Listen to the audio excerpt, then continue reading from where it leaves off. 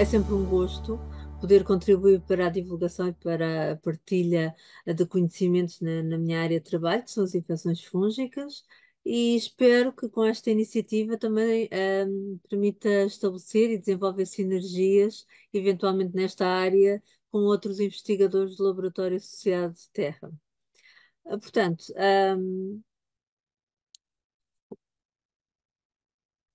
tal como o Dr. Paulo já referiu, eu pertenço ao Laboratório Nacional de Referência de Infecções Parasitárias e Fúngicas do Instituto Nacional de Saúde, Dr. Ricardo Jorge. No nosso laboratório desenvolvemos uma série de atividades, desde diagnóstico de todo o tipo de infecções fúngicas, de aplicação de metodologias de referência para, por exemplo, estudos de perfil de suscetibilidade aos antifúngicos, estudos moleculares, ou para a identificação de isolados fúngicos, quer também para a sua genotipagem. Temos várias linhas de investigação a decorrer no nosso laboratório e, como tal, recebemos alunos de mestrado e de doutoramento e temos colaborações com várias instituições com as quais também temos vindo a desenvolver projetos ao longo do tempo e temos aqui alguns exemplos de algumas dessas instituições. E é também nesse âmbito que venho também apresentar alguns resultados destas colaborações que temos vindo a ter. E vou apresentar alguns dados na minha apresentação. Portanto, como sabem, quer os próprios fungos, quer os metabolitos por eles produzidos têm impactos, uns benéficos, outros prejudiciais, quer para o ambiente, quer para as plantas, para os animais e para o homem, como aqui esquematizado. A relevância dos fungos em toda a sua abrangência evidencia o contexto One Health no âmbito das infecções fúngicas e que vos irei também falar um pouquinho mais à frente.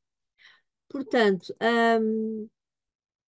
a nossa exposição a fungos e aos seus metabolitos está sempre a ocorrer, seja em ambientes indoor ou outdoor, em atividades de lazer, no local de trabalho, em atividades agrícolas, no processamento dos alimentos, na indústria, em casa, ou mesmo em ambiente hospitalar.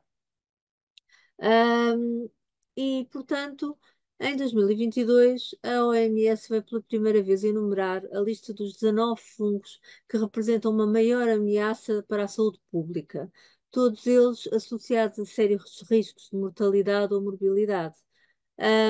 Esta lista foca-se em fungos que causam principalmente a doença invasiva e cujo tratamento ou é difícil ou para os quais estão descritas resistências aos antifúngicos, por exemplo. Então, temos os fungos considerados de grupo de risco crítico, elevado risco e de médio risco. O objetivo principal desta publicação,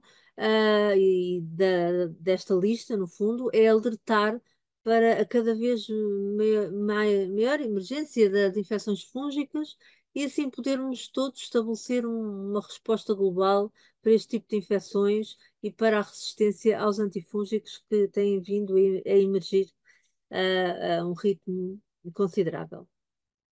Portanto, dentro dos fungos considerados de risco crítico, temos então os fungos filamentosos do género Aspergillus, mais concretamente a espécie Aspergillus fumigatus, aqui descrita. Ahm, só. Pronto, dentro dos estudos epidemiológicos que nós temos vindo a desenvolver no nosso laboratório, temos vindo a analisar diferentes ambientes distribuídos por todo o país, diferentes tipos de produtos clínicos, para tentarmos perceber a prevalência e a distribuição destas diferentes espécies de aspergilos. E entre os muitos resultados que temos vindo a obter, foco aqui um dos estudos que fizemos, que foi em ambiente hospitalar, portanto, um ambiente considerado de baixa contaminação. Portanto, durante um ano, o que fizemos foi colheitas de ar e de superfícies, obtivemos cerca de 548 isolados fúngicos e, como podem ver aqui, foram imensos isolados. mas Aspergillus foi o género fúngico mais frequentemente detectado, até mesmo em unidades de elevado risco. Ahm, Além deste tipo de ambientes, fomos também analisar ambientes considerados como muito contaminados, para verificar a prevalência também deste género das Aspergillus. Então estudamos, por exemplo, o ambiente de aviários e suiniculturas, verificámos realmente a existência de uma elevada contaminação fúngica por Aspergillus e conseguimos ainda estabelecer a relação entre estes ambientes e também a exposição a fungos por parte dos trabalhadores e consequente desenvolvimento de asma ocupacional destes trabalhadores. Para além das suiniculturas e aviários, que são realmente ambientes que verificamos serem muito contaminados, também verificamos que as estações de tratamento de resíduos eram locais com um valor altíssimo de exposição a fungos, e nomeadamente a aspergilos. E por se tratar de um ambiente de grande risco, fomos estudar mais a fundo, a exposição dos trabalhadores destas unidades a estes fungos. E para além de analisarmos todo o ambiente, fomos também analisar os filtros das máscaras dos trabalhadores e verificámos que muitos dos filtros eram positivos para a presença de aspergilos fumigados e que alguns destes até apresentavam resistências aos antifúngicos da classe dos azóis. Sendo que a mutação que foi mais frequentemente detectada é esta mutação TR34L98H, que é uma mutação que está muito associada à exposição ambiental. E pensa-se que esta mutação, é uma mutação específica que seja induzida, pela presença no ambiente de pesticidas agrícolas que depois causam resistência cruzada com antifúngicos, que são utilizados na clínica. Pronto, com todo este estudo que temos vindo a fazer, temos colecionado muitos isolados de aspergilos e, portanto, resolvemos fazer uma análise mais fina a todos estes isolados através de genotipagem de DNA microsatélite, que no fundo é um teste, como se fosse a metodologia mesma dos testes de paternidade. E esta metodologia o que nos permite dizer é neste caso, com 99% de certeza, quando olhamos para dois isolados, se tratam da mesma estirpe ou se não serão a mesma estirpe. Portanto, se terão um genótipo semelhante ou igual mesmo. Portanto, e aqui, só para vos dar uma ideia dos resultados que obtivemos, por exemplo, aqui neste grupo 6 aqui a verde, todos eles apresentam a mesma estirpe que foi isolada de ambiente hospitalar em diferentes locais, desde a hematologia, cuidados intensivos, sempre do mesmo hospital. Foi também a mesma estirpe, foi também isolada da terra de um vaso no átrio do hospital e, curiosamente, encontramos-la e depois em 2017, o que também nos indica que eventualmente esta será uma estirpe residente no ambiente hospitalar. Depois aqui no grupo 7, aqui a azul, observamos também a mesma estirpe que foi isolada de um produto respiratório humano e também no grupo 11, a laranja, podemos ver uma mesma estirpe que foi isolada de um lavado broncoalveolar de um doente internado num hospital. E já neste grupo 12, que está a rosa, são estirpes muito semelhantes, não completamente iguais, mas pensa-se que possam ser a mesma estirpe com microvariações genéticas e que são encontradas numa multiplicidade de produtos, quer clínicos, humanos, quer animais, quer ambientais. Portanto, todo este estudo nos mostrou o quanto o Aspergillus pode e deve ser considerado como prioritário neste contexto One Health. Mas este contexto One Health não se esgota em Aspergillus e podemos também aplicá-lo a um elevado número de fungos, aos quais nós estamos expostos. E um exemplo disso é a levedura do género Cândida. A transmissão de Cândida pode ocorrer por duas vias diferentes. Temos a transmissão endógena, quando o doente desenvolve infecção causada por uma estirpe colonizadora, como é o caso de Candida albicans, ou quando há uma transmissão exógena, e o doente desenvolve infecção por uma estirpe transmitida com contacto, com mãos, superfícies ou materiais contaminados, e é o caso de Candida parapsilosis ou Candida auris, por exemplo. Então, utilizando exatamente a mesma metodologia de genotipagem que utilizamos para o Aspergillus, conseguimos também estudar o ambiente hospitalar e seguir a rota de transmissão de uma estirpe de Candida parapsilosis, que foi encontrada na mão de uma enfermeira em janeiro. Depois encontramos exatamente a mesma estirpe em abril, em duas superfícies diferentes dessa mesma enfermaria. E depois, em maio, a mesma estirpe, exatamente com o mesmo genótipo multilocos, foi isolada de uma hemocultura de um doente internado nessa mesma enfermaria. Ah, o número de infecções fúngicas tem vindo a aumentar drasticamente e o número de espécies fúngicas causadoras destas infecções também tem aumentado em larga escala. E, de acordo com dados de 2024, já, dados muito atuais, o número total anual de mortes por infecção fúngica em todo o mundo aumentou para cerca de 3,5 milhões, que é o dobro da estimativa anterior, feita há 10 anos. E embora as doenças fúngicas tenham múltiplas causas, o número de mortes atribuídas às infecções fúngicas são, por exemplo, 6 vezes superiores ao número de mortes causadas pela malária e 3 vezes superior ao número de mortes causadas pela tuberculose, que creio que são dados que por vezes são pouco conhecidos.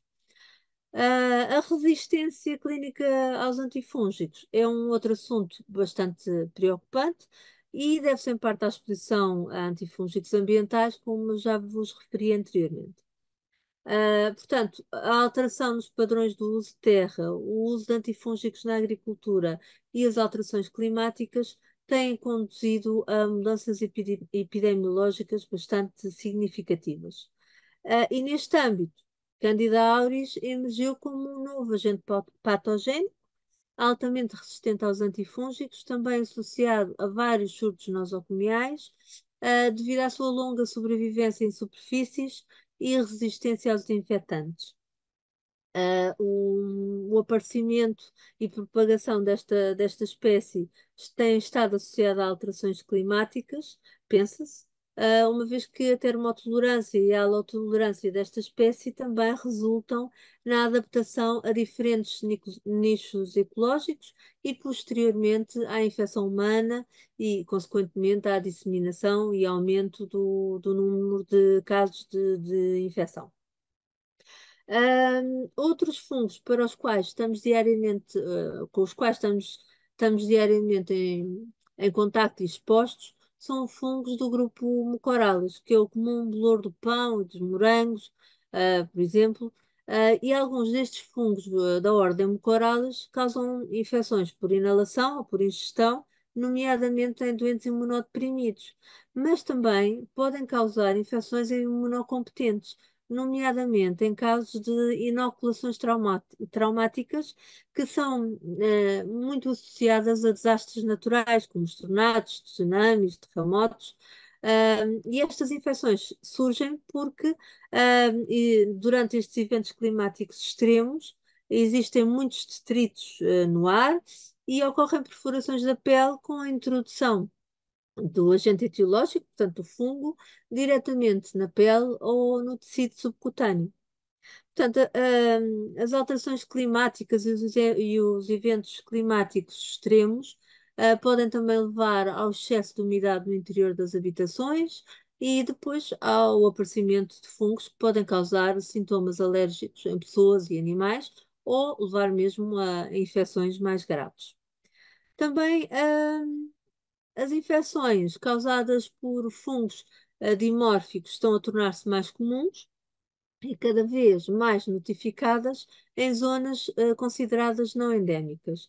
Os fungos dimórficos são fungos considerados verdadeiramente patogénicos, têm um dimorfismo térmico, ou seja, à temperatura ambiente são filamentosos, e depois à temperatura corporal, portanto a 37 graus, são fungos que se convertem na fase leveduriforme para mais facilmente se disseminarem pela corrente sanguínea. Daí ser um fator de virulência bastante importante. E, portanto, algumas destas espécies que aqui estão indicadas, são consideradas como tendo uma distribuição geográfica mais restrita, devido à incapacidade de proliferarem para fora dos seus nichos ecológicos. No entanto, com o aumento das migrações, das viagens por todo o mundo, e a duração dos eventos climáticos extremos, tem ocorrido propagação dos esporos destes fungos para outras áreas e, consequentemente, também tem havido uma mudança na epidemiologia destas infecções fúngicas, como podem verificar aqui em alguns certos de relatos que aqui aponto. Portanto, como bem sabem, as alterações climáticas e consequente aparecimento e desenvolvimento de doenças infecciosas são ameaças à biodiversidade. E, portanto, o aumento da temperatura, da frequência e de momentos de precipitação, o aumento e a frequência e a gravidade das condições climáticas extremas têm um enorme impacto a nível das espécies. Os nichos ecológicos de determinadas espécies vão se alterar, vão desaparecer completamente, em alguns casos, enquanto que noutros casos até se podem expandir para além dos limites anteriores. E, portanto, este esquema mostra-nos um pouco como as alterações climáticas podem influenciar a prevalência, a epidemiologia e a interação dos fungos com o homem, com os animais e com as plantas no tão falado contexto anelse. E como tal, só para terminar, gostava só de vos falar não só na saúde humana, mas também dar-vos alguns exemplos das infecções fúngicas noutros contextos, ahm, também são muito significativos. Portanto, aqui temos um exemplo desta espécie fúngica, que é o Pseudogymnoascus destructans, que infecta os morcegos, causa o síndrome do nariz branco. E se o ambiente, por exemplo, de uma caverna está contaminado, o morcego é provavelmente infectado. E como podem ver, a área afetada, normalmente é nos Estados Unidos que ocorre esta infecção, mas a área afetada por esta doença está a aumentar a cada ano, porque a temperatura ótima de crescimento deste fungo é de 4 a 15 graus, mas até consegue crescer a 37, 37 graus, o que explica a rápida expansão e a distribuição geográfica deste fungo para zonas mais quentes, como podem verificar aqui no mapa. Portanto, em datas mais recentes, há uma distribuição já para zonas mais quentes dos Estados Unidos. Portanto, este fungo afeta os morcegos durante a hibernação, causa um despertar precoce dos morcegos e, portanto, leva à morte do animal por frio ou fome, quando o animal tenta debelar a infecção fúngica que está a sofrer.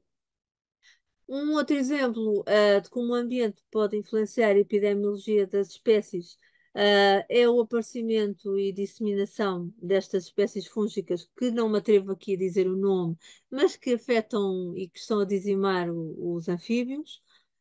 Portanto, em ambientes florestais, o aumento da temperatura leva ao aumento da evaporação e, como resultado, formam-se mais nuvens, há uma diminuição da temperatura diurna, um aumento da temperatura noturna e, portanto, não há uma amplitude térmica tão grande e a temperatura ótima de crescimento das espécies fúngicas atinge-se e, portanto, o fungo vai disseminar e vai afetar uma enormidade de espécies de anfíbios por todo o mundo portanto, tem havido uma dizimação deste grupo.